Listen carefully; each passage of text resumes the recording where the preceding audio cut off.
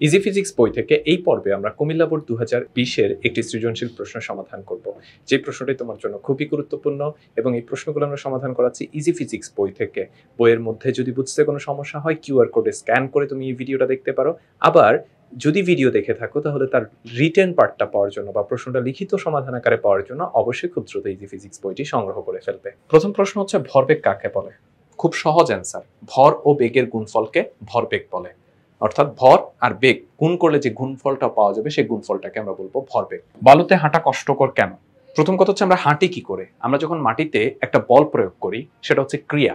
মাটিতে বল প্রয়োগ করার ফলে এই ক্রিয়াটা দেওয়ার পরে মাটি আমাদেরকে একটা প্রতিক্রিয়া বল দেয়, সেই প্রতিক্রিয়া বলটাকে কাজে লাগিয়ে আবার পাটার সামনে দিয়ে আমরা কিন্তু হাঁটি। এইভাবে ক্রিয়া প্রতিক্রিয়ার মাধ্যমে কিন্তু আমরা সামনের দিকে হাঁটতে পারি।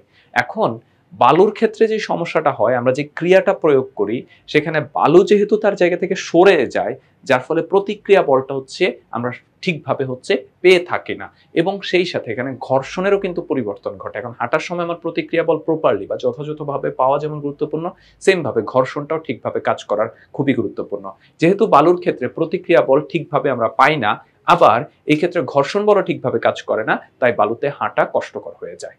গ নাম্বার প্রশ্ন হচ্ছে গাড়িটি প্রথম 8 সেকেন্ডে কত দূরত্ব অতিক্রম করবে? এই যে এখানে সময় আর বেগের একটা ডেটা দেয়া আছে। আর পরের প্রশ্ন হচ্ছে উপরের তালিকা থেকে গাড়িটির বেগ সময় লেখ অঙ্কন করে এর গতিবেগ পরিবর্তন বিশ্লেষণ করো। এখন আমি এই প্রশ্নটা গ নাম্বার প্রশ্নটা সমাধান করার সাথে সাথে ঘ নাম্বার প্রশ্নটাও আমরা এঁকে ফেলি। গ্রাফটা এঁকে ফেললে আমাদের গ নাম্বার প্রশ্নটাও সমাধান করা খুবই গুরুত্বপূর্ণ। এখন গ সমাধান করতে হলে আমাকে গ্রাফ আঁকতে হবে এরকম বাধ্যতামূলক না, আমি তোমাদের বুঝার জন্য সহজ করার জন্যই আমি ঘ এর যে গ্রাফটা আঁকতে বলা হয়েছে সেই গ্রাফটাও এঁকে ফেলছি। আমরা প্রথমে গ্রাফ পেপারে আমরা এঁকে ফেলি। এর আগে আমরা ডেটাগুলো একটু খেয়াল করে দেখি। সময়গুলো হচ্ছে আমাদের 2 সেকেন্ড পর পর ব্যবধানে দেয়া আছে 14 পর্যন্ত। এই যে 0, 2, 4, 6, 8, 10, 12, 14 এবং বেগের ক্ষেত্রে 0, 5, তারপরে 12, তারপরে হচ্ছে 8, 4, 2 এইভাবে হচ্ছে আমাদের কাছে বেগগুলো দেয়া আছে। দেখো এখানে একটা x অক্ষ নিয়ে নিয়েছি আর একটা y অক্ষ নিয়েছি। x অক্ষ বরাবর আমাদের সময় আর y অক্ষ বরাবর আমাদের বেগ। এখন সময়ের ক্ষেত্রে এটা তো 0, 0-র পরে হচ্ছে আমরা সময়ের ক্ষেত্রে যে প্রতি 2 সেকেন্ড পর পর আমাদের কাছে সময় দেয়া আছে, তাহলে আমরা একটা কাজ করতে পারি, প্রতি ঘরের মান 1 করে ধরতে পারি। এখন প্রতি ঘরের মান 1 করে ধরতে হবে এটা কিন্তু নেসেসারি না, আমরা চাইলে প্রতি 2 ঘরের মান 1 করে ধরতে পারি, আবার চাইলে প্রতি ঘরের মান 2 করেও ধরতে পারি, যেটা তোমার কাছে সহজ মনে হয় বা যেভাবে গ্রাফটা তুমি খুব সুন্দরভাবে প্রেজেন্ট করতে পারবে সেভাবেই ধরাটা গুরুত্বপূর্ণ। তাহলে 0, তারপরে হচ্ছে 2, তারপরে হচ্ছে এই যে 4, তারপরে হচ্ছে 6, তারপরে হচ্ছে 8, এরপরে হচ্ছে 10, এরপরে হচ্ছে 12 এবং সর্বশেষ হচ্ছে 14। এই যে আমরা এই ক্ষেত্রে হচ্ছে সময়গুলো নিয়ে নিয়েছি।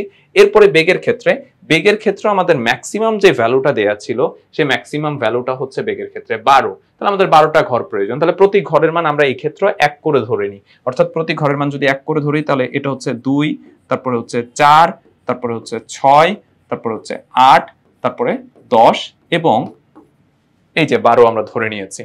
এবার আমরা মানগুলো বসাবো। প্রথমে খেয়াল করো, সময় যখন 0 বেগের মানও তখন 0, তাহলে সময় 0 হলে বেগের মানও 0। আমরা সময় আর বেগের মান 0 বসালাম এই বিন্দুতে। তারপরে সময় যখন হচ্ছে আমাদের কত দেয়া আছে যে 2, তখন বেগের মান 5, আর সময় যখন 4 তখন বেগের মান 12। সময় যখন 2 বেগের মান তখন 5, এই যে 4 এটা 6, তাহলে এইটা হচ্ছে 5। তারপর সময় যখন 4 বেগের মান তখন দেয়া আছে 12, তাহলে এই যে 4 হচ্ছে যে 12 পর্যন্ত উঠে গেলাম। তারপরে 6 যখন তখনও 12, 8 যখন তখনও 12।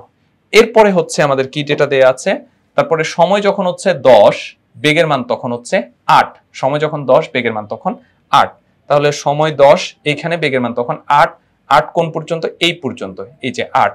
তারপরে সময় যখন হচ্ছে 12 তখন বেগের মান 4, আর সময় যখন 14 তখন বেগের মান 2। তাহলে সময় যখন 12 বেগের মান তখন 4, এই যে 12তে হচ্ছে আমরা 4 পর্যন্ত উঠেছি, 14তে আমরা 2 পর্যন্ত উঠেছি। এবার আমরা হচ্ছে যে বিন্দুগুলোকে যোগ করে দিব। বিন্দুগুলোকে যোগ করে দিলেই কিন্তু আমরা একটা গ্রাফ পেপার পেয়ে যাব। এই যে দেখো প্রথমে আমরা এই দুইটা বিন্দুকে যোগ করে দিই। এখানে একটা জিনিস একটু খেয়াল করে দেখো,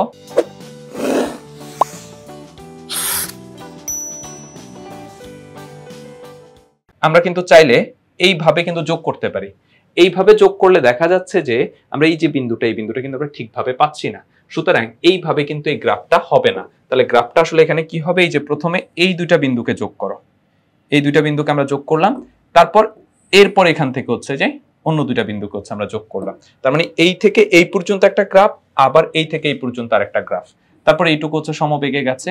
তারপর এখান থেকে হচ্ছে আমরা যদি খেয়াল করে দেখি, যে দেখো আমরা কিন্তু হচ্ছে এই বিন্দুটা পাচ্ছি না, তাহলে আলটিমেটলি এখান থেকে এই পর্যন্ত একটা গ্রাফ হবে, এখান থেকে এই পর্যন্ত একটা গ্রাফ হবে, এবং সর্বশেষ এই থেকে এই পর্যন্ত একটা গ্রাফ হবে।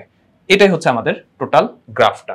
মানে আমরা এখানে কয়েকটা পোরশন পাচ্ছি, একটা হচ্ছে এই পর্যন্ত, তারপর একটা হচ্ছে এই পর্যন্ত, তারপর একটা হচ্ছে এই পর্যন্ত, তারপর একটা হচ্ছে এই পর্যন্ত, এবং সর্বশেষ এই পর্যন্ত। তাহলে আমাদের গ্রাফটা হলে আমরা এই জিনিসটা, এই সিনারিওটা বুঝে আমাদের জন্য সহজ হবে। এটা আমরা চাইলে ডেটা থেকে, বক্স থেকে আমরা বুঝতে পারতাম। সেটা কিভাবে? দেখো, সময় যখন 0 বেগের মান 0, সময় যখন 2 বেগের মান 5, অর্থাৎ 2 সেকেন্ড বাড়ার জন্য বেগের মান 5 বেড়েছে, এই পর্যন্ত ঠিক আছে। 2 থেকে 4 এই ক্ষেত্রে সময় 2 সেকেন্ড বেড়েছে, কিন্তু বেগের মান বেড়েছে হচ্ছে 7।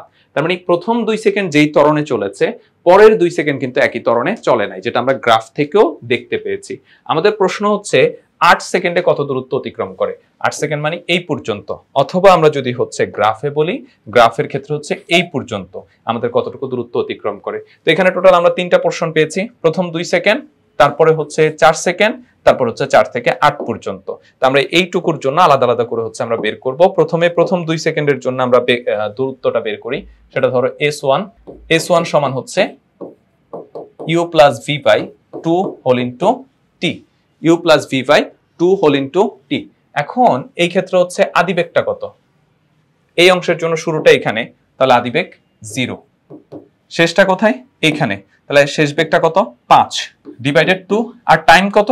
এই ক্ষেত্রে 2 সেকেন্ড লেগেছিল। তাহলে এখানে আমরা s1 যেটা পাচ্ছি সেটা হচ্ছে 5 মিটার। তারপরে 2 থেকে 4 পর্যন্ত এই সময়ের জন্য সেটা হচ্ছে s2 same u plus v by 2 whole into t। এইটুকুর জন্য আদিবেগ কত? এইটুকুর জন্য শুরুটা এখানে, তাহলে আদিবেগ হচ্ছে 5 প্লাস হচ্ছে শেষ বেগটা কত? শেষ বেগ হচ্ছে 12 ডিভাইডেড 2, আর টাইমটা কত? টাইমটা হচ্ছে 2 সেকেন্ড। তাহলে এখানে 2 কাটাকাটি চলে যাবে, আর 12 আর 5 হচ্ছে কত? 17। তাহলে s2 এর মান হবে হচ্ছে 17, এবং সর্বশেষ হচ্ছে 4 থেকে 8 পর্যন্ত এইটুকু কিন্তু 12 মিটার পার সেকেন্ড সমবেগে চলেছে।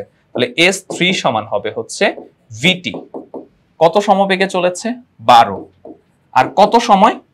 এই যে 4 থেকে 8 পর্যন্ত 4 সেকেন্ড, তাহলে 3 12 36, 4 12 48, অর্থাৎ এই ক্ষেত্রে হচ্ছে 48 মিটার দূরত্ব অতিক্রম করে। তাহলে টোটাল দূরত্বটা কত? s সমান হচ্ছে 5 প্লাস হচ্ছে 17 এবং প্লাস হচ্ছে 48। এখানে যদি আমরা যোগ করি তাহলে রেজাল্টটা হচ্ছে 17 আর 5 হচ্ছে 22, 22 আর 48 হচ্ছে 70, অর্থাৎ আমাদের এই ক্ষেত্রে অতিক্রান্ত দূরত্বটা হচ্ছে 70 মিটার। আমাদের প্রশ্ন ছিল প্রথম 8 সেকেন্ডে অতিক্রান্ত দূরত্ব কত? প্রথম 8 সেকেন্ডে অতিক্রান্ত দূরত্ব হচ্ছে 70 মিটার। এরপর সর্বশেষ প্রশ্ন, উপরের তালিকা থেকে গাড়িটির বেগ সময় লেখ অঙ্কন করে এর গতিবেগের পরিবর্তন বিশ্লেষণ করো। আমরা অলরেডি কিন্তু বেগ সময় লেখচিত্র অঙ্কন করে ফেলেছি। এই যে এটাই হচ্ছে আমাদের বেগ সময় লেখচিত্র অঙ্কন করে ফেলেছে। এখন বেগের গতি প্রকৃতি বা হচ্ছে গাড়ির গতি প্রকৃতি আমাদেরকে ব্যাখ্যা করতে বলা হয়েছে, তার মানে আলটিমেটলি আমাদেরকে ত্বরণ বের করতে বলা হয়েছে। তো প্রথমে আমরা প্রথম 2 সেকেন্ডের জন্য ত্বরণ বের করলে a1 সমান হচ্ছে v minus u by t। এক্ষেত্রে শেষ বেগ কত? শেষ বেগ হচ্ছে 5। আদিবেগ কত? আদিবেগ হচ্ছে 0 ডিভাইডেড হচ্ছে 2, তাহলে এই ক্ষেত্রে হচ্ছে 2.5 মিটার পার সেকেন্ড স্কয়ার। এরপর 2 থেকে 4 পর্যন্ত এই ক্ষেত্রে a2 সমান সূত্র same v minus u by t। v কত? 12, u কত? 5 ডিভাইডেড হচ্ছে 2। এই যে 2 থেকে 4 পর্যন্ত 2 সেকেন্ড, তাহলে এই ক্ষেত্রে কত পাচ্ছি? 12 থেকে 5 গেলে 7, তাহলে 3.5 মিটার পার সেকেন্ড স্কয়ার। 4 থেকে 8 পর্যন্ত এই সময় সমবেগে চলেছিল, তাহলে এই ক্ষেত্রে হচ্ছে 0 মিটার পার সেকেন্ড স্কয়ার। 8 থেকে 12 পর্যন্ত এই সময় ত্বরণটা a4, সূত্র same v minus u by t। এই যে 8 থেকে 12 পর্যন্ত শেষ বেগ কত? শেষ বেগটা হচ্ছে 4 মাইনাস আদিবেগটা কত? আদিবেগ হচ্ছে 12 ডিভাইডেড হচ্ছে টাইম 8 থেকে 12 পর্যন্ত হচ্ছে 4, তাহলে এই ক্ষেত্রে হচ্ছে -8 ডিভাইডেড 4, তার মানে হচ্ছে -2 মিটার পার সেকেন্ড স্কয়ার। এবং সর্বশেষ 12 থেকে 14 পর্যন্ত এই সময় ত্বরণটা a5, সূত্র same v minus u by t। এক্ষেত্রে শেষ বেগ হচ্ছে 2 মাইনাস আদিবেগ হচ্ছে 4 ডিভাইডেড হচ্ছে টাইম হচ্ছে 12 থেকে 14 পর্যন্ত 2, অর্থাৎ এই ক্ষেত্রে হচ্ছে -1 মিটার পার সেকেন্ড।